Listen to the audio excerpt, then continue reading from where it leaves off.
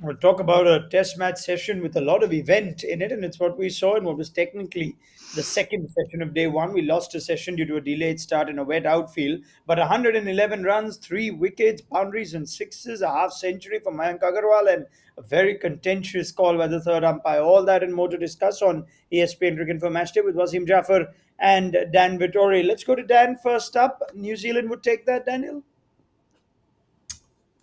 Yeah, I mean, obviously the three wickets burst from AJS Patel obviously defined the session because it looked like when Gill and Mayank Agarwal were batting together that this was the perfect Indian surface. That just had enough pace in it for those type of batsmen to be able to hit through the offside so comfortably. But then we actually saw when I think Ajaz found his right pace and his right trajectory, and look at that dismissal of Shubman Gill. He just started to get some overspin on it, and once he started to do that, he looked a different bowler, and then he became not only economical but he became attacking. And I think that short spell there gave New Zealand a lot of hope, and it probably gives India a lot of hope as well with their bowling attack. But I think when you bowl the right way on that wicket, it is a dangerous wicket for spinners. Wasim, let me get your first thoughts because India have still started well. They've gone on a decent clip. They're already 111. Would you say New Zealand? That's New Zealand's session as a result of those three wickets. I think so. I think both teams would take it. India Hmm. obviously were 80 for none, and then straight away one wicket falls, and then you are 80 for three. Uh, so I think it was a fair session for both the teams. We saw the runs coming in, and we got wickets as well. So both the teams would look at as a positive, even though Virat's decision was a little disappointing one. But I think that is what you expect in a city of Bollywood. A lot of action. So it's got more action than Kanpur in just one session than what we had in the whole day in Kanpur. Yeah, yeah, very fair, very fair. If you have to compare you could say the nightlife of the two cities, I think Bombay is well in front. We speak from bias, though. Wasim Jaffer and me love this part of the world, but let's go straight into the point that Wasim teased now. The Virat Kohli dismissal. There's a lot of credit to be given to Ajaz Patel on that spell, and we'll come to it. But let's talk about the Kohli dismissal. I've already seen Wasim's tweet, and he did seem to suggest that it was bad first. Wasim? Oh, definitely. I mean, when I saw that live on the TV, I thought because Virat reviewed it straight away. So, and even with the naked eye, it looked like bat first. So, I think, just to say that it was inconclusive evidence, I think it wasn't the right call because it did seem that it hit the bat first and disappointing decision, I feel. There's one thing on what the pictures tell us, and then there's the other of what you can see with cricketing eye. But in this case, Dan, I'm hearing commentators on the world feed saying umpires have got that right, and Wasim and yourself and a lot of others seem to suggest no. So what did you make of it?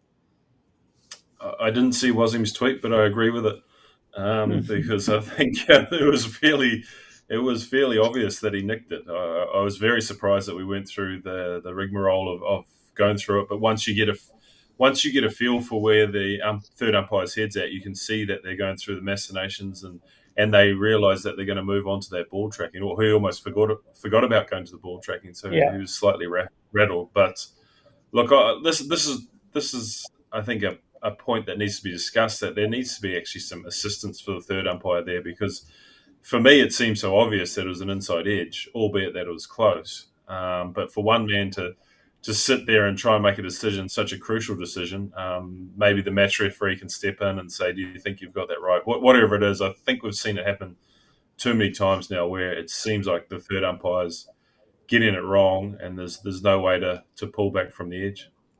Okay. I wonder if Yeah. you'd want to elaborate on that. Yes, Wasim. Yeah, I just think, I can understand the on-field umpire making mistake, that can happen.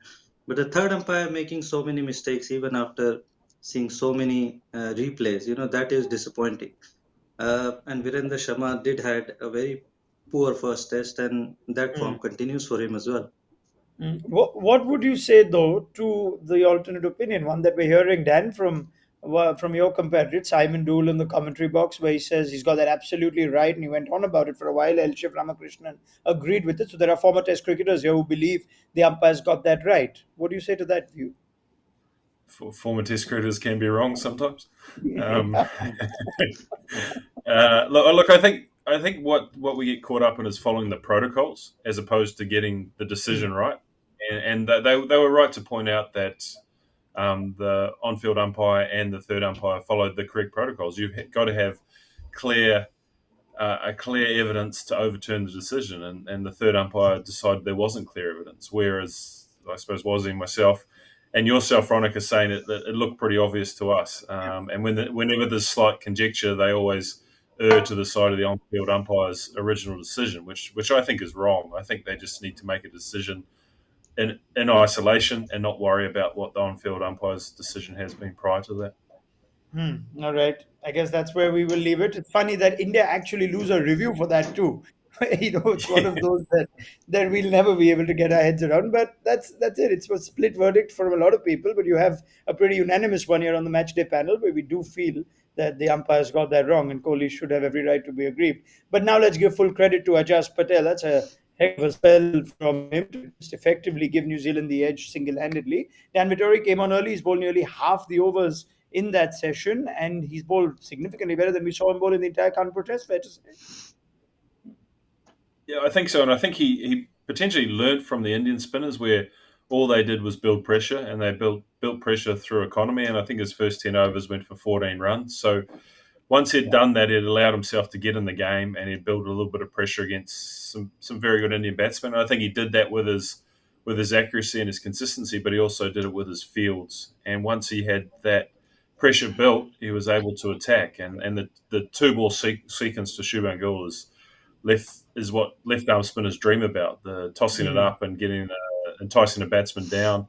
Obviously, Tom Blundell couldn't finish it off, but then to follow it up with pretty much a similar ball but slightly fuller, knowing that Shubman Gill probably wasn't going to leave his crease and be slightly tentative, was a magnificent piece of bowling. And then obviously to get two quality batsmen in Pujara and Kohli as a left arm spinner when you go to India to get three of the top four to set it all up is a really good feeling. He deserves it for really the lengths he bowled.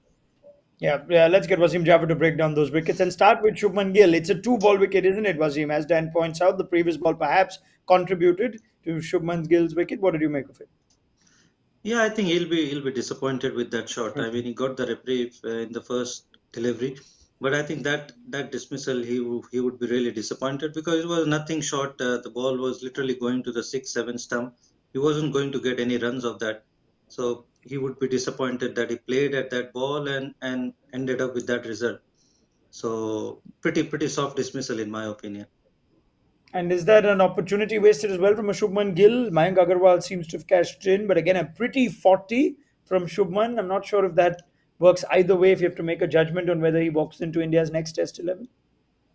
Definitely, I mean it's a lost opportunity, and like I said, this pitch, even though it's spinning, it's got a bit of bounce, and that is something which Shubman Gill likes. So he would be disappointed. I mean, in subcontinent, especially in India, batting on day one, day two is the best time to bat. So he would be really disappointed that he wasted that start. Okay, what's happened to the Pujara wicket there, Wasim? Is that just a batter out of form? I just think that he overran on that delivery. He probably, stepped out too much and made himself a yorker. That's as simple as that. And then obviously the ball spun. So I just think he was a little bit tentative to get off the mark, just to put pressure on the spinners, and that's what he does. I mean, all the time he runs to the bowlers, trying to step out and create gaps. I just think that he overran to that ball. Dan, the Pujara wicket?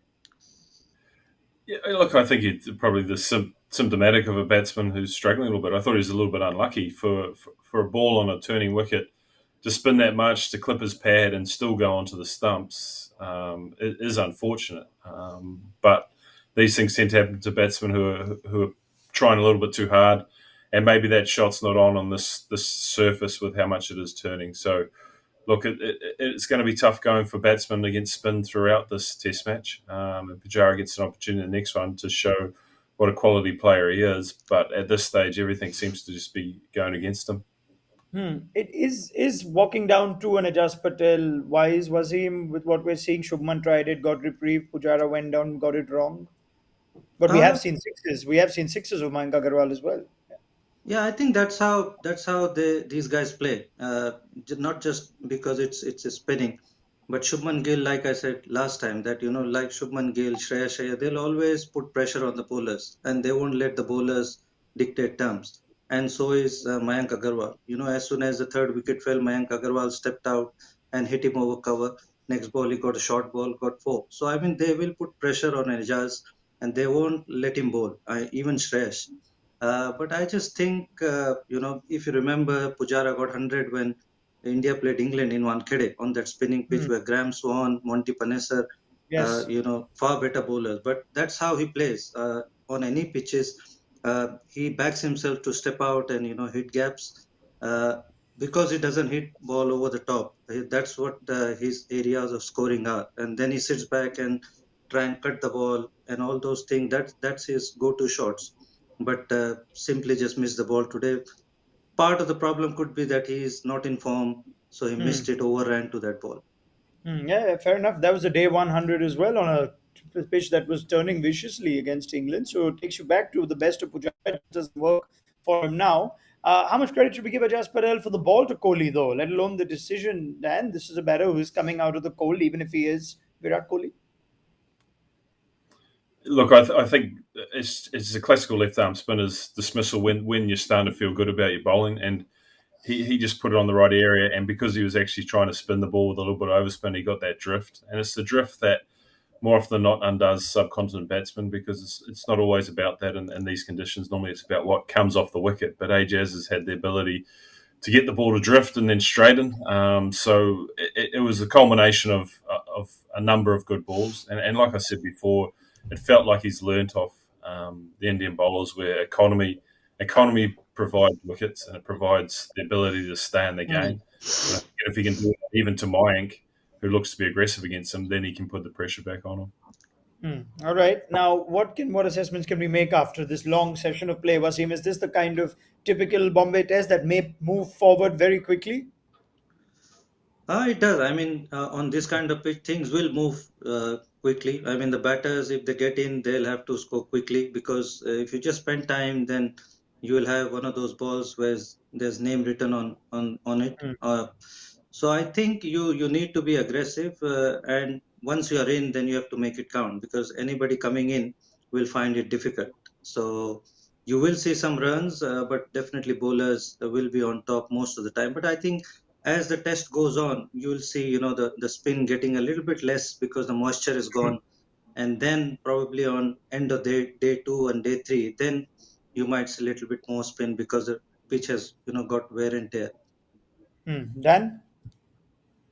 I think Ashwin and Giant Yadav will be licking their lips. I think because they get that overspin naturally when they bowl, they can really make inroads on the surface. And if Wasim's right and the moisture holds for a little bit, then we'll see it spin. But I do believe that whenever India get a chance to bowl, those two off spinners will be crucial because of the bounce that they will get. And that's not to mean that Axar won't play a part, but it will Yeah. probably be later in the Test match rather than the first innings when New Zealand bat. Final session today, another long one. Ejaz Patel's bowled 15 out of 37. Dan, is he just going to keep bowling from one end after tea? I think, I think so. And Sally might have to bowl from the other end because he was obviously performing the economical role as well, and also putting a little bit of pressure on them. So I wouldn't be surprised if we see from Jameson and Southey to attack from the other end while AJ just settles in, and they'll mix and match with Somerville as required. Where do you think we're going to be, Wasim, at the end of the day? 111 for three, so plenty has happened. Give me a prediction for the end of the day. Uh, I would say probably 100 more runs for one down. That is what I would like India to be in another session. Okay. Come on, Dan. You put the That's smile not a on. prediction. That's your request. That's my It's a prediction. prayer. Okay. So give me your request, Dan, or your prediction, whatever you want to My do. request. Look, I think batting is. I think scoring runs is going to be easy in a way, but I don't think batting for long periods of time is going to be easy in this first session. It probably will settle down tomorrow, but I think we'll see 100 to 120 runs for two or three wickets. All right, brilliant. Well, you agree with Wasim Jaffer's tweets, even though you've not seen them, not his requests, perhaps. But I must tell you, if you're not following Wasim Jaffer on Twitter, you're missing out on something. So, Dan, that's one more reason why you should get onto social media. But maybe that for another day. Thank you, gentlemen. All, not happening, Dan? Not happening, is it? Not happening, no. All right, brilliant. All right, I'll keep forwarding Wasim's tweets to you. Anyway, thanks, boys. See you at the end of the day on ESPN Cricket for Match Day. Terrific session, lots of event, almost reminiscent of a classical Mumbai Test match. This and nice and clear on our screens as well as the western part of the country tends to be, instead of all that smog you see in the north. But anyway, more on this test on ESPN Cricket for Match Day at Stumps. Join us then.